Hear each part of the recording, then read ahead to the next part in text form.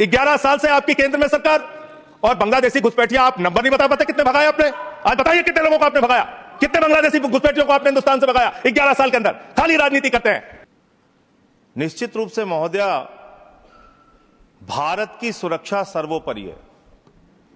राष्ट्र की सुरक्षा से किसी भी प्रकार का कोई समझौता नहीं होना चाहिए। देश के अंदर किसी को भी अवैध तरीके से घुसपैठ करने की इजाजत नहीं होनी चाहिए। देश के अंदर कहीं भी अवैध घुसपैठिया नहीं होना चाहिए।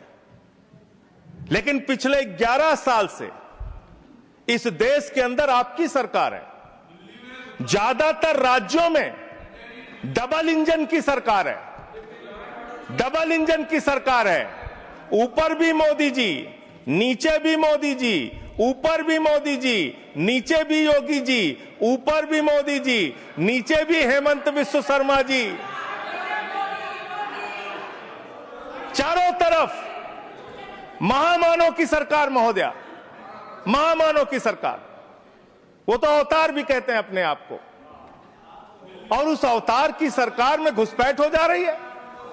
11 साल से हिंदुस्तान के अगर किसी कोने में अवैध घुसपैठिया है, अवैध रूप से कोई नागरिक रह रहा है, तो उसके लिए सीधे तौर पे भारतीय जनता पार्टी की सरकार और प्रधानमंत्री नरेंद्र मोदी जिम्मेदार है, कोई दूसरा जिम्मेदार नहीं है।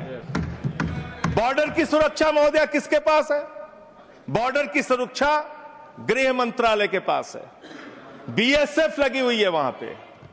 चीन घुसपैठ कर रहा है, हम लोग चिल्लाते हैं, बोलते हैं, आपको उसके बारे में बोलने की फुर्सत नहीं। गलवान घाटी में हमारे 20 जवान शहीद हो गए, लेकिन शर्म आती है उस चीन के साथ आपने अपना व्यापार बढ़ाने का काम किया है, हिंदुस्तान का रुपया उन तक पहुंचाने का काम किया है। देश के बॉर्डर की सुरक्षा आपके जिम्मे है। मैं बड़ा हास्यास्पद तर्क सुन रहा था, बहुत ही हास्यास्पद तर्क। यहां टीएमसी के हमारे मित्र बैठे हुए हैं, कह रहे थे बॉर्डर लगा हुआ है बंगाल के साथ, बॉर्डर लगा हुआ है आसाम के साथ, त्रिपुरा के साथ। उस समय कांग्रेस की सरकार थी, टीएमसी की सरकार थी, फला थी, डिमका थी। आधार कार्ड बन गया, आधार कार्ड बन गया, इसलिए उसी आधार कार्ड ने सब गड़बड़ कर दिया। और उसी आधार कार्ड की वजह से एक बांग्लादेशी घुसपैठिया बंगाल से चला, आसाम से चला, त्रिपुरा से चला, झारखंड पार किया, बिहार पार किया, यूपी पार किया, दिल्ली आ गया।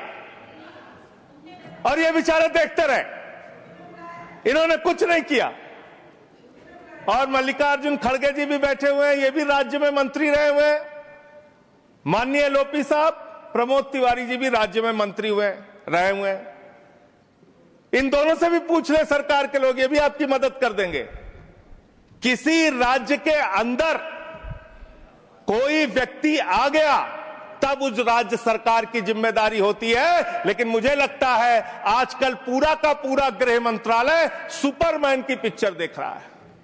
पूरे भाजपाई सुपरमैन की पिक्चर देख रहे हैं। और कैसे देख रहे हैं? 50 किलोमीटर की सुरक्षा बीएसएफ के पास है। बंगाल में 50 किलोमीटर की सुरक्षा बीएसएफ के पास है।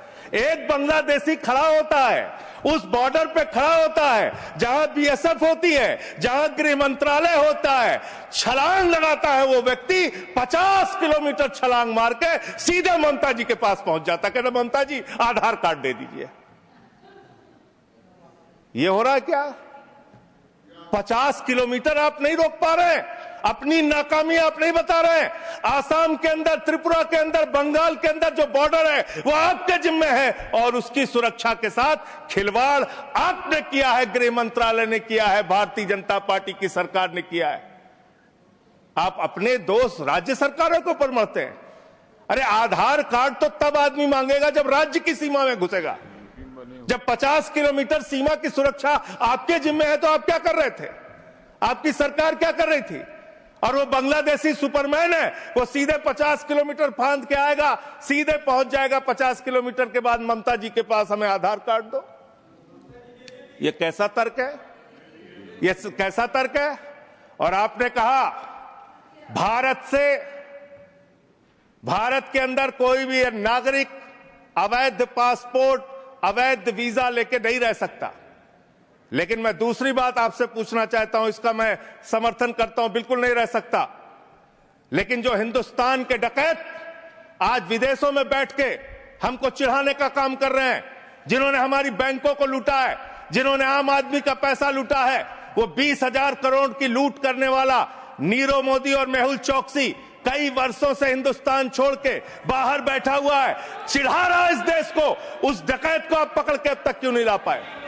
जवाब दीजिए, क्यों नहीं उसका पासपोर्ट जब्त किया आपने?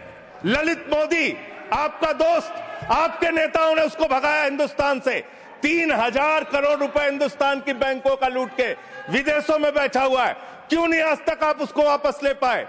विजय माल्या 9,000 करोड़ रुपए हिंदुस्तान का लूट के, हिंदुस्तान के बैंकों का लूट के, हिंदुस्तान के आम आदमी का पैसा लूट के 9,000 करोड़ रुपए विजय माल्या विदेशों में बैठा हुआ है, आपको चिढ़ाता रहता है। तिहाड़ जेल की, माननीय तिहाड़ जेल की विषय पे ही बोल रहा हूं महोदया, विषय पे ही बोल रहा हूं, विषय पे इन्हीं लोगों से सीखा है, इन्हीं लोगों से सीखा है महोदया।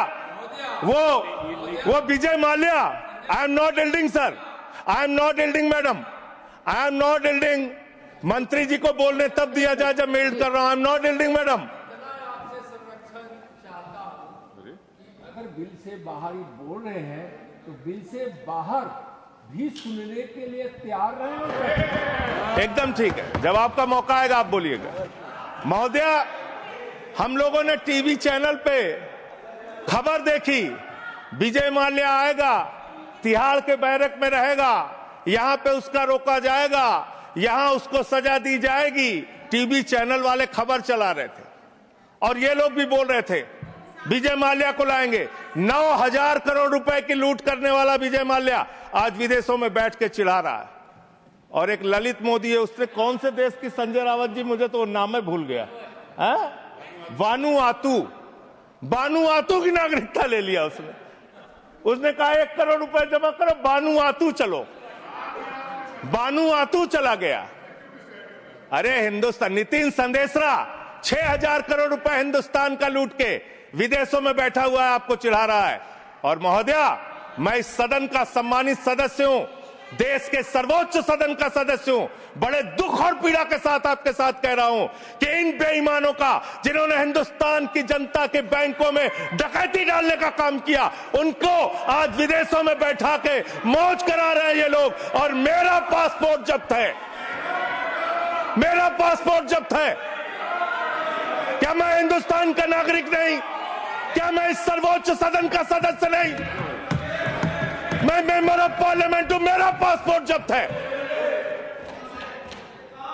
मैं कहना चाहता हूं इनसे, अगर वास्तव में तुम्हारी नीयत साफ है तो आज हिंदुस्तान के अंदर 50 करोड़ से ज्यादा जिन जिन लोगों का बकाया है, सबका पासपोर्ट जब्त करो, कोई हिंदुस्तान छोड़ के भागने ना पाए। सबका पासपोर्ट जब्त कीजिए। आप अनावश्यक बातें करते हैं।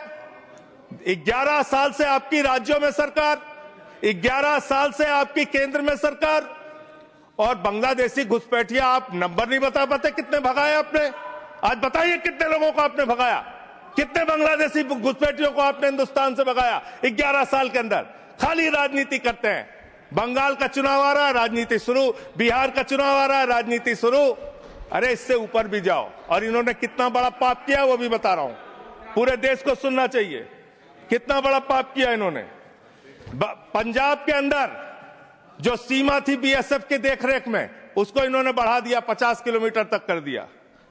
इसके साथ साथ इन्होंने tycoon profited after India relaxed border security rules for energy park. Energy park बनाने के लिए पाकिस्तान की सीमा में, गुजरात के अंदर भारत की सुरक्षा कानूनों में रिलैक्स देने का काम इस अपराध इस सरकार ने किया है अपने एक दोस्त को एनर्जी पार्क का ठेका देने के लिए, उसका फायदा पहुंचाने के लिए, उसका धंधा कराने के लिए, देश की सुरक्षा के साथ अपने दोस्त को फायदा पहुंचाने के लिए, अडानी को फायदा पहुंचाने के लिए आपने बॉर्डर की सुरक्षा पे, वहां के कानूनों पे रिलैक्स देने का काम किया। कितने शर्म की बात है।